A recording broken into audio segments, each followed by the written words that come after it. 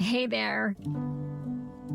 We are taking the next few weeks off from recording new shows here at Mission Forward, but we still have a ton of great content planned for you this summer. Every other Thursday through September 1st, tune in for a reboot of one of my favorite Mission Forward episodes to date, with some fresh insights to help you grow as a communicator and a social impact professional. And on the off weeks, swing by for a shorter reflection on communications and life with my weekly Finding the Words essay.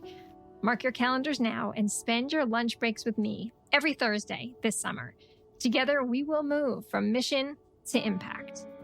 And now, on to today's reboot episode. Today, I bring you a repeat performance of my conversation with Mia Birdsong and Natalie Burke, two amazing women and incredible guides in my life who have made it part of their life's work to use communications as a tool for social justice. Mia, as a pathfinder, storyteller, a community curator, steadily engages the leadership and wisdom of people experiencing injustice to chart new visions of American life. She's also the author of How We Show Up and host of her own 6-part podcast called More Than Enough. Here are a few things I learned in chatting with Mia. That community is a verb. It doesn't happen passively, but requires action, commitment, and investment to be in community. And while we might have a shared convention of community, when we use the word, our differences begin to rise to the surface. So in this episode, we take on the concept of community and the challenges and lack of clarity in the words we use. We're going to talk about how a culture of self-reliance and a system of oppression have become hurdles for forming community. We're going to talk about a lot, including the differences between independence and interdependence. But now, more than ever, why community matters. Stay tuned. I'll see you on the other side.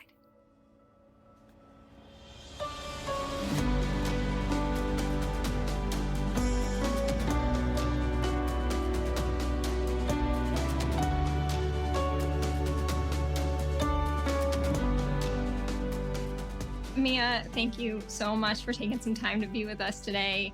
I am so excited to be able to have this conversation with you and with Natalie about community, because as folks who are listening to this season know, that is what we are focused in on. And I can think of no one better to talk about community with and what that means and how we reclaim it to the book that you wrote, How We Show Up, Reclaiming Family, Friendships, and Community, how we reclaim that community post-COVID in this strange time that we are in, and the opportunity I think we have to reclaim it.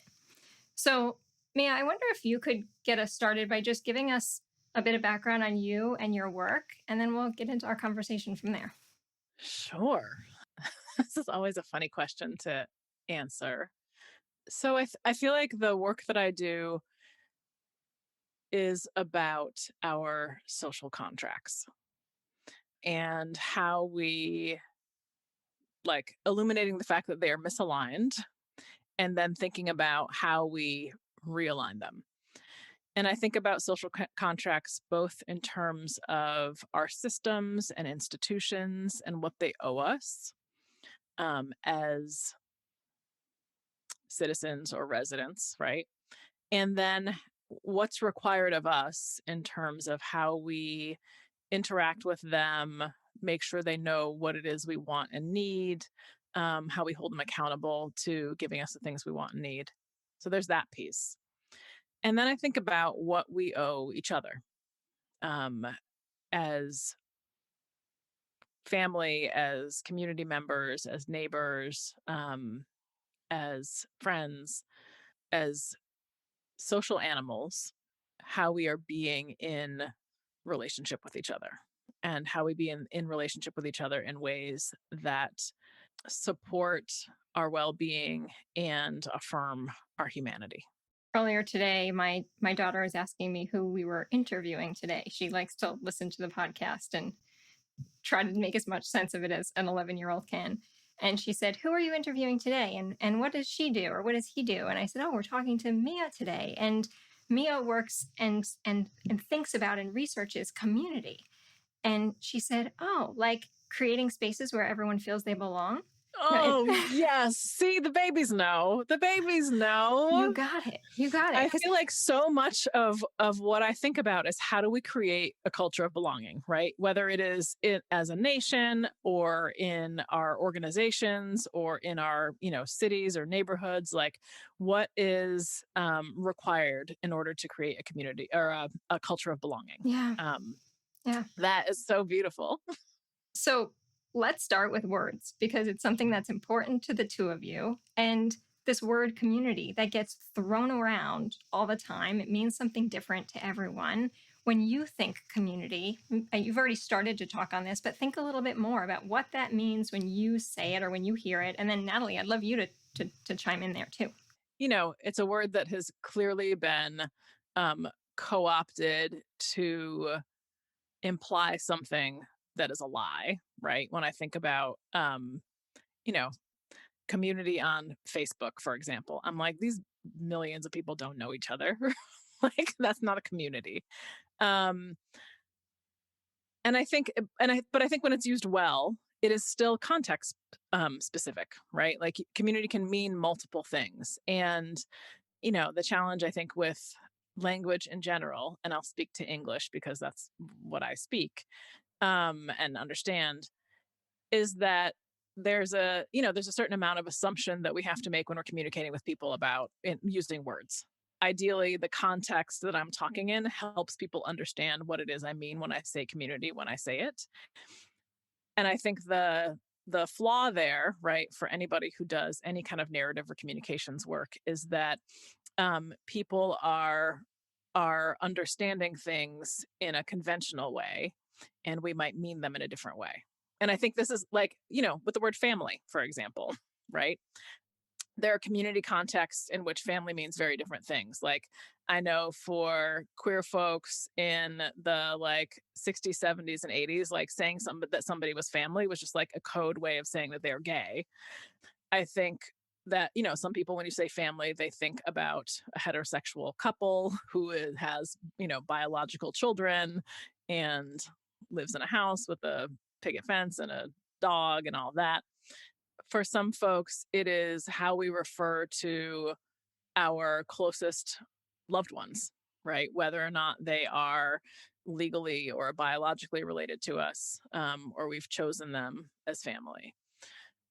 So I think one of the things that we do as communicators and people who are interested in story and communications and narrative is try to do the both and of using words in the way that we mean them, but also trying to like provide enough context to help shift the way that people are understanding them.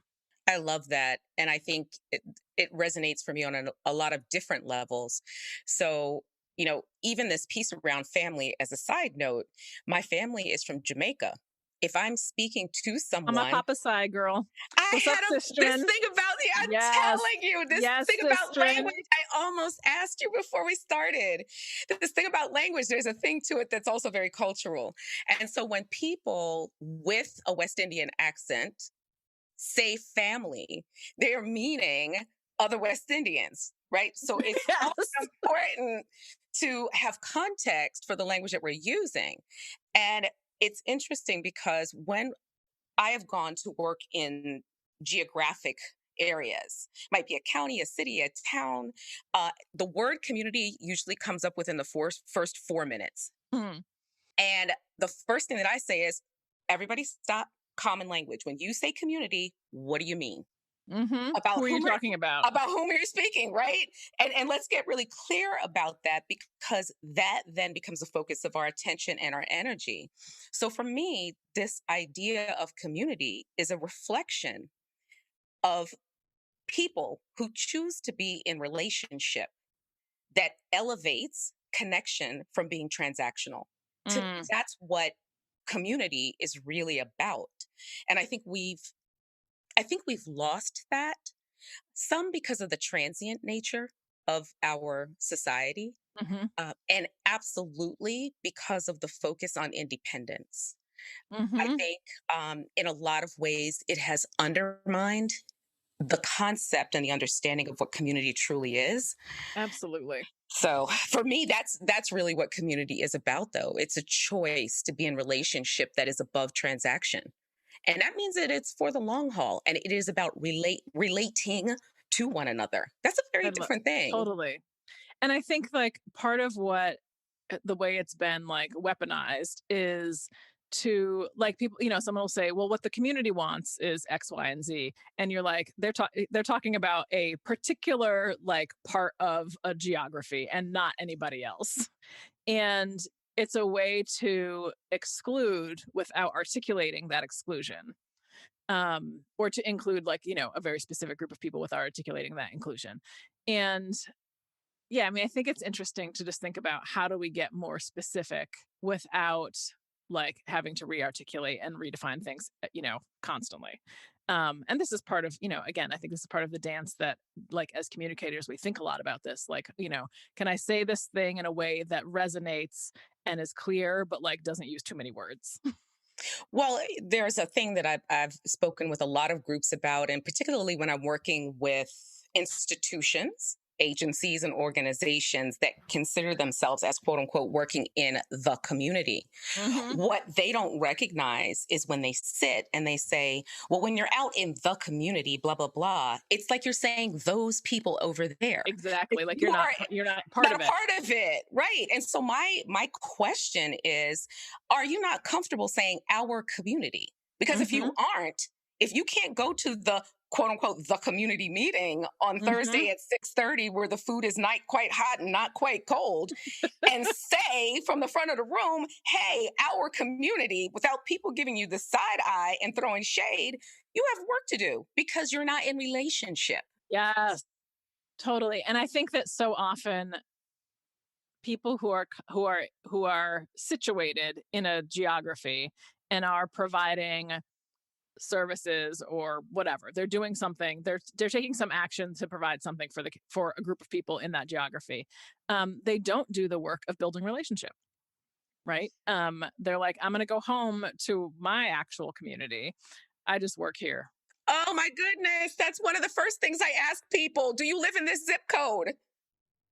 I want to know. You're here saying you're investing in the capacity of this place Yeah. or whatever it is. Do you live here? And I think you don't have to live there, but I You think there, don't. but there is definitely a way to be in relationship with Yep. people and to do the work of, and this is part of our challenge too, is that we, I think about this in terms of, conversations I had with like doctors and epidemiologists about the COVID vaccine and how the lack of trust that exists for so many communities when it comes to the government or public health or the pharmaceutical companies. I mean, that one I'm fine with, or medical, just medical people.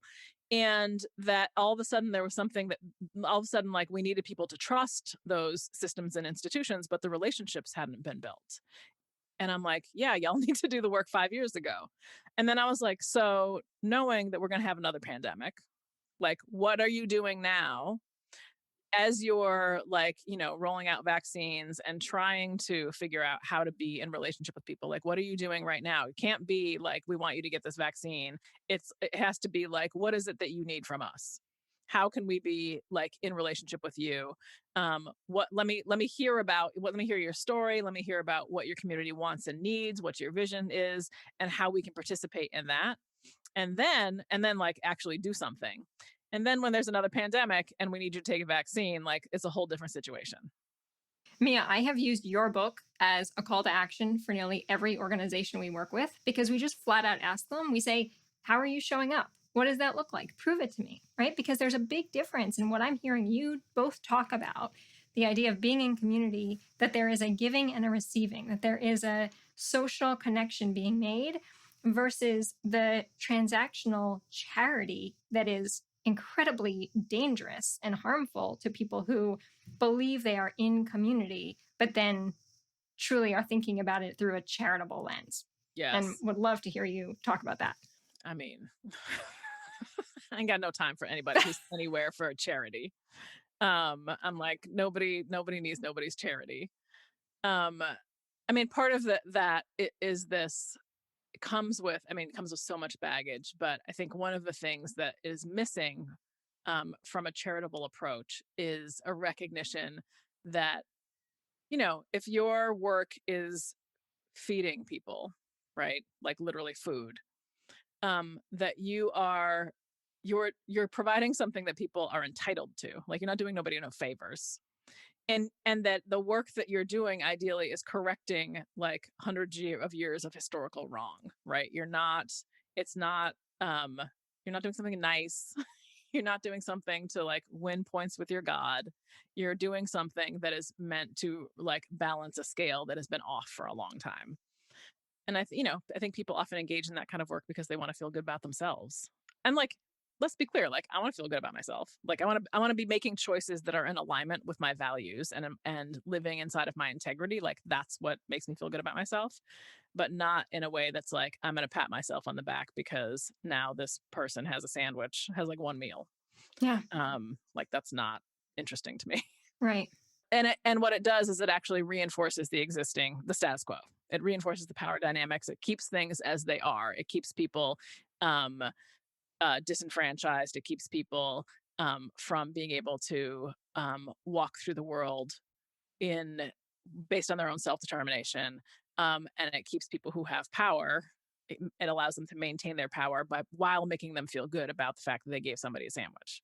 The issues that you're talking about are hundreds-year-old issues, right? They are not going to be solved in the near term. You talk about it as being generationally, right? You've got to think really long-term about the actions we take now and how it will make an effect down the road. But I'm still going to ask you both to think about what have we seen in the last year that has either helped or deterred us from moving toward a more balanced community and society. And let me clarify.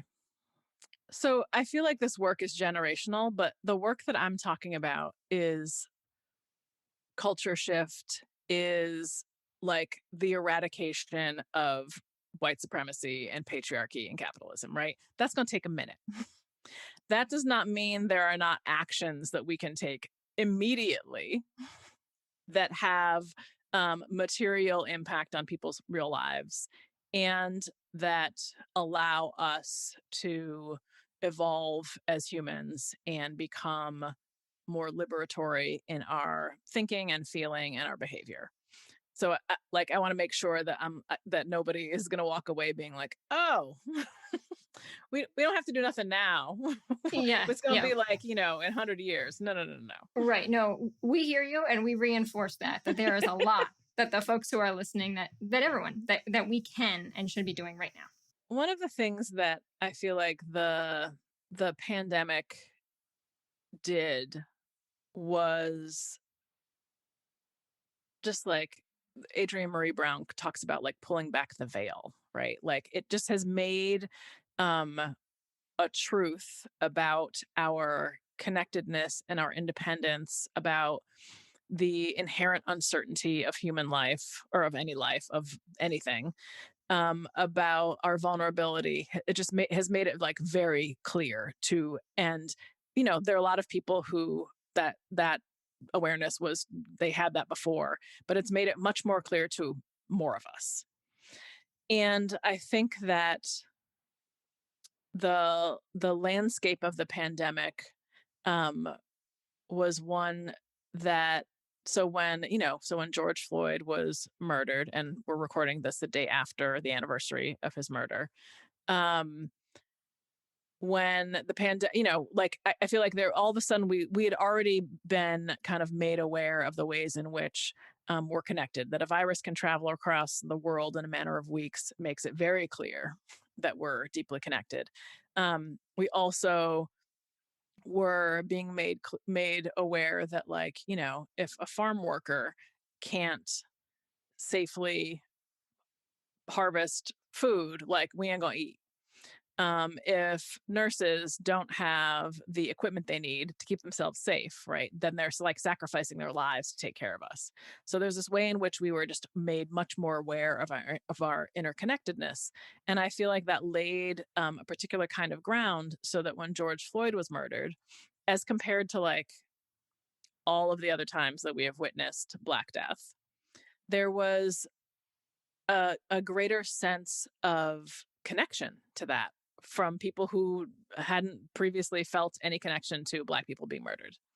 And I think that the outrage and the fury and trauma of that was felt much more widely than it would have been if it hadn't happened during the pandemic. And I think that as more of us get vaccinated, as municipalities and states start to pretend that the pandemic's over and we can go out and go back to normal, I'm doing air quotes. I think that there will be there's a pull, right, to what's familiar.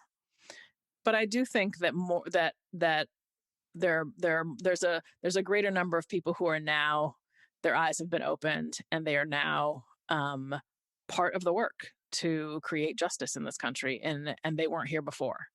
And I'm grateful that they're here. And of course, it makes me sad the way that they had to get here. But that's always true.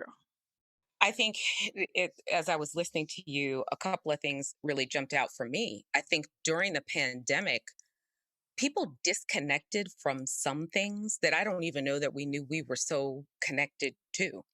I think about even my clothes, my the way that I would dress on a daily basis, and the fact that I now have a uniform of black yoga pants from Target. I have 23 of them now. This is all I do from the waist down type of Leopard thing. print yoga pants, that's what I have. And there it is, right? I mean, we disconnected from our offices and this idea of an office, and sort of being locked and tethered and connected to this space. And we've figured out new ways to connect. And I think some of those things are positive and some of those things are absolutely negative. And I think the long-term consequences about all of that remain to be seen. But in this idea of connection, certainly has to do with relationship, but also connects to this piece about interdependence. So the brain scientists say that human beings are hardwired for fairness, and they believe that it has to do with how early humans lived in small groups that were highly interdependent. And my survival was dependent upon your survival. And so for that part of our brain to fire up, interdependence may well be a bit of a prerequisite. And what have we done? We've actually designed a society that is increasingly independent, not interdependent. We've actually thought of interdependence as being a negative thing. We've put people down who choose to live in that way, and in some way try to make it seem as though they are weak or less than. And in fact, one of the reflections I've had that I shared with Carrie before, during the pandemic, I've never been a DoorDash kind of person. It's just not my thing because I travel a lot and I'm doing other things. That's not a way for me to think of food. We've now created a society and a situation where I am able to have food, a basic human need, without ever interacting with any human being who is involved with that food.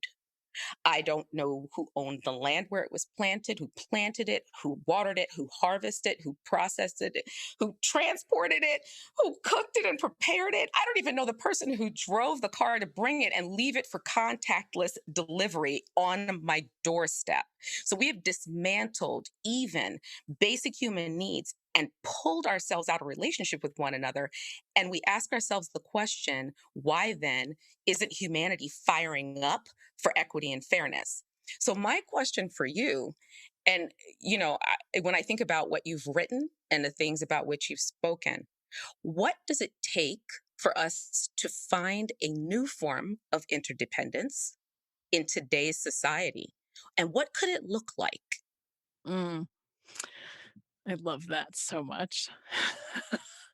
So I don't actually think that, I mean, we've created a society that that allows us the facade of independence.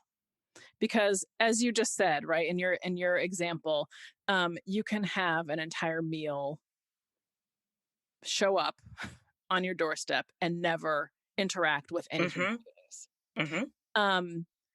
But that's just because we've made all the people invisible, right? They're still there. but you just don't have to see them or Yep. talk to them Mm-hmm. Mm-hmm. or ask No them about the relationship. day or make sure that they are okay, any of those things, right? Mm-hmm. So we've Mm-hmm. created a society that allows us to pretend that we're independent. And I think that part of what's necessary, I mean, I think there are a few things that could happen, right? I mean, one is I think that, we are seeing a um I hesitate to call it a pandemic of loneliness, but we're definitely seeing a lot of mental health issues, both like obvious mental health issues and then things that kind of look like other things that I think are probably just mental health issues, um, that are because we as human beings are social animals and we're hardwired for connection and we don't have that. We're Our psyches are being damaged, and um, I think at some point many of us are going to notice and be like, I'm not happy, right? And people some folks recognize that like the things that our culture tells us will make you happy, right? Stuff, accumulation, hoarding, consumption. People get to a place in their lives and they're like, this is not happiness. This is numbness. And this is what I think is the generational work, right? I think there is a growing number of people who are um, developing that awareness, and then they're like, well, what do I do? And they're feeling their way toward figuring out like what happiness actually is, and that like, I mean, we all know this, right? It's not stuff, it's relationships, right? There's that like cliche thing about like, people on their deathbed being asked about, what they regret or what they want. And they're like, I wish I'd bought less stuff and spent more time with people. And I'm like, yeah, no shit. Right. And it's a cliche because it's like deeply true. So I think some of us are beginning to realize that. I think the other thing, and this is why this was, the pandemic served as an interesting moment for this, is that tragedy is one of the things that brings us together, right?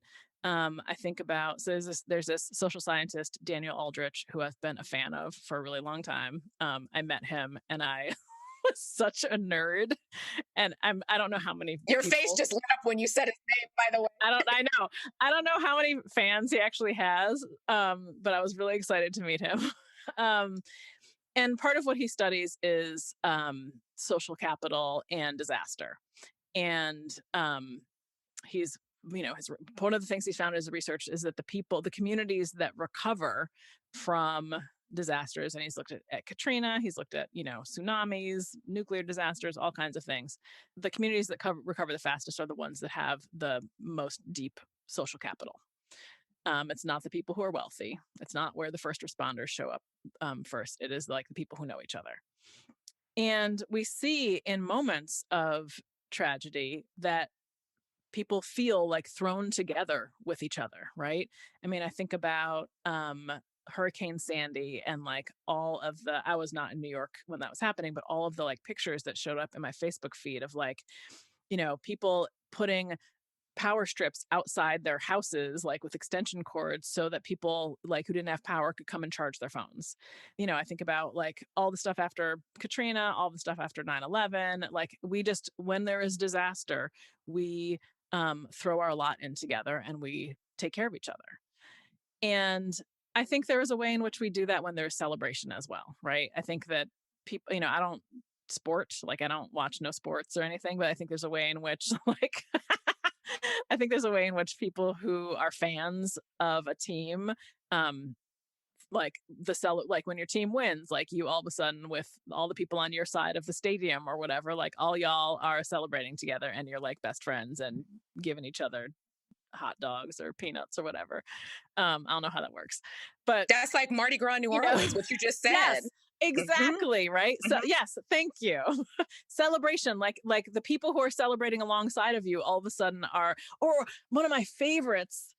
So when I lived in New York, the New York Marathon would go by the end of my block. And every year I would go out and cheer on complete strangers. And I would cry because it was so moving to me that I was standing with all of these other people cheering on strangers. Um, it's one of my favorite feelings to just like be in collective like affirmation and celebration of other human beings with a group of people. Um, so I think there are all of these ways in which something taps into what is um, hardwired in us, what is like part of who we are as human beings. And I think the key for us is to hold on to that, and is to lean into it, and is to notice that we have this longing in our hearts to be in relationship with each other, to be connected to each other, and to like take the leap, right? Which in a society that tells us that strength and success and happiness come from doing it yourself and accumulating stuff and blah, blah, blah, like to take the leap and be like, my happiness does not lie there, it lies with other people. When you say that, it comes to the thing that I wanted to ask you next, which is about, and I do feel like this is foundational to all of this. It's about how we choose to value one another within a context of who we are and our experiences. And I've been racking my brain to try to figure out, what does it take to shift how we value people within their own humanity, within their own identities, with regard to how they show up? Because it is devaluing one another that leads us down this path of racism, classism, sexism, xenophobia, and all of the other ones that you can heap onto the list. So the question for me becomes, what becomes necessary in this society in order for people to value one another at a very basic, fundamental level? I think that it requires us to value ourselves differently. And we live in a deeply capitalistic, market driven culture Yeah. that has socialized us to um, to believe that our humanity is like our value as people is predicated on our value to the market. Because capitalism is concerned with individual productivity. And that's evolved to us just being like valuing general productivity, right? Like I think about how virtuous some of us feel when we lose sleep in order to get things done, or just the very idea that vacation or time off is something that you have to like do a bunch of work in order to be like to earn it. Yeah. So we live in a society where our humanity is predicated on our productivity. And we all like, I feel like I absolutely, even though I feel like I've thought about this and studied it for many years, like I'm still excavating that deep belief and that deep socialization from myself. And I think that the way toward us valuing other people, right? Like part of and I'm gonna see if I can articulate this. I think part of what happens in that is that if I value myself based on how productive I can be, and all of that is kind of wrapped up in a scarcity model that says like in order for me to get what I need, right, like somebody else has to lose, right, like I gotta win. And I'm like, and there's also like urgency around it, so I better hurry up and get all the things and hoard them, and you can't have none. And also if I have it all, probably you want to steal it. So like all of a sudden we're in competition with everybody. And if I'm viewing myself that way, I'm just like I can't fully value everyone's inherent humanity until I'm valuing my own. And if I think I'm in competition with you, then I'm seeing you as like my enemy in some way. And there's a way in which I devalue you. I turn you into a caricature of a bad person who's trying to get my shit. I hope that made sense. I feel like there are a lot of layers in there It of how does. we, and I think ultimately, like, all of the forms of discrimination that exist based on identity are just kind of pathways um, for that thinking to manifest. And we just like figure out a whole bunch of ways in which we are going to not be the other and be separate from and be part of something else, right? So I mean, I think about how white supremacy is and whiteness just as it exists in the United States, right? Like all of these folks from a wide variety of European countries came to America and bargained away their languages, their ways of celebrating, their ways of their rituals, their food ways, like all of this beautiful culture. They bargained it away for whiteness and the power and privilege that comes with that.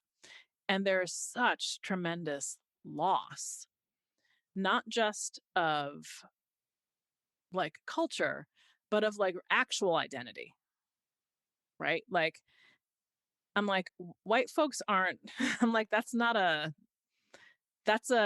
like shield and a weapon, like whiteness. Well, if you could have been a part of a conversation that I had earlier with a group, and one of the things that I raised for them, because they were talking about white allyship and so on, and I posed the question, what's whiteness? And who are you? And Who would you be It, without it? it was a moment. It was a moment. And I've asked that question and had it turned back to me where someone said, well, what's blackness? Oh, see, I said, well, they're not equivalents, how, hello? though. They are not equivalents. And my question was, and how much time do you have? Mm-hmm. Because I can riff on that for the next 6 hours straight. I'm very clear, and how those two things relate to one another, and how they define each other, and who I am within the context of my many identities. I'm really clear, because this society and this world makes sure I'm aware of it every single day. So I've been processing blackness for as long as I can remember. And part of it is that whiteness is like part of the existence of whiteness was it was a way to create a culture of belonging that was specifically about exclusion and assimilation. Yeah. So you could become white, right? Like I think, the most recently it's like the Italians and the Irish, because like they were not white, Hmm. 150 years ago, but became white. And many of like all of us are capable of practicing the assimilation, right? Um, and giving up some piece of our identity in order to be part of. It's like I said this to some folks yesterday. I'm like, whiteness is like the Borg. Hmm. If you watch Star Trek or watched it, Yeah. Yeah. um, it's about assimilation. It is about like losing, who you are to become part of this thing that then is just like trying to colonize everything. My great grandmother came to America when she was 7 years old. Annunziata Nucci was her name. And the first day she went to school, the teacher asked her, "What is your name?" She said, "Annunziata." She said, "That's far too complicated. I'm going to call you Nancy." And from then on, that was her name. Right. So I sit with that as one tiny, tiny little microcosm of how much my family lost. And I am a white woman, to then think on a much broader scale about how much culture we have collectively lost because of the fact that we have centered whiteness in our culture. And part of what happened for Black folks, which is why it's not equivalent, right? Is my Black identity is largely because I know that on my dad's side we're Jamaican, but like Jamaica was part of the transatlantic slave trade as well. So I don't know what part of Africa my people are from, but part of what enslaved folks did was come here and maintain culture as much as white folks were trying to prevent Black people from speaking their languages, from practicing customs. Like put hiding seeds in our braids, like the drums. Like there's so many things that Black folks fought to maintain of culture, and then created American culture. So for us, Black identity is like rich with a multiplicity of culture.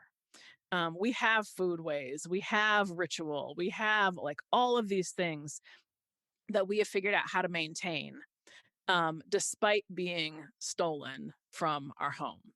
And that's part of why I'm like, whiteness is not the same thing. Like, it's not the opposite of Blackness. It's not like an equivalent. They are not the same thing. Because Blackness as an identity is not an identity that is about assimilation.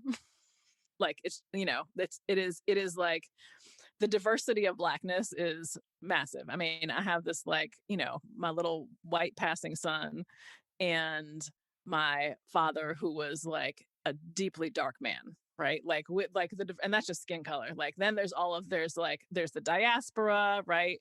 Natalie and I both have the West Indian bit. There is the Southern part. I mean, there's so many things in Blackness. There's a richness there. And this is why when I think about culture and how important it is for white folks to find culture for themselves and not steal it from other people. But it is because, like, having culture is part of how we figure out, like, belonging, right? Belonging is like partly it's about like being of a people, being of a place, being of ritual and of history, right? And for some of us, like, we can't, there's, like, we're too far removed from our ancestral culture, right? Like, on my mom's side, I know we're like part Irish. I have no expectation that I would go, aside from the fact that I'm Black, like, I have no expectation that, like, I would go to Ireland and be like, oh my God, I'm home. Like, these are my people. So part of it is that we white folks need to do the work, which is painful and hard, but of like figuring out how to create culture. And one of the things I think about when it comes to anti-racism is that people who are actively white supremacists have culture.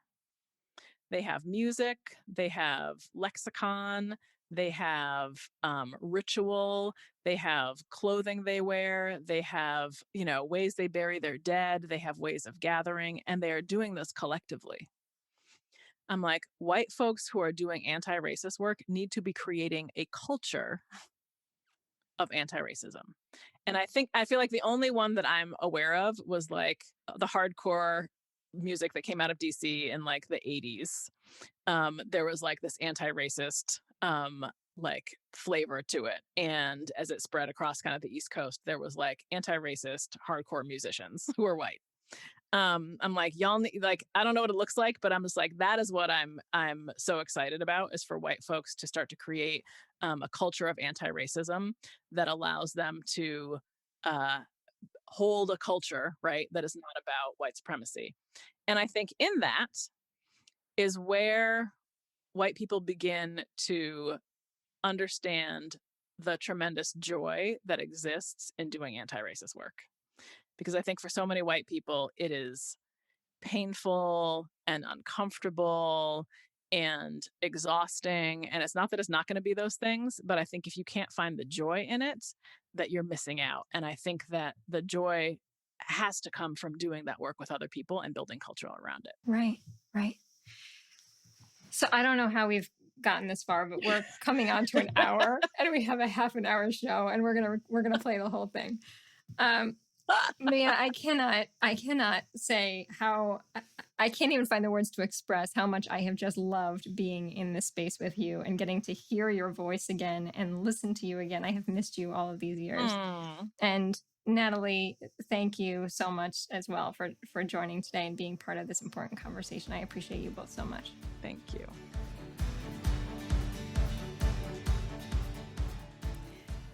And that brings us to the end of another fantastic conversation here on Mission Forward. If you enjoyed what you heard today and you're taking away something tangible to apply to your work, let me know. Leave a rating or a review wherever you get your podcast, or drop me an email at carrie@mission.partners. We are getting ready to tee up the next season of Mission Forward as well. So if you have a great topic you'd like to bring to us, or you've got a guest you'd like to suggest, send me an email on that as well. This is Carrie Fox. This is Mission Forward, and we look forward to seeing you next time.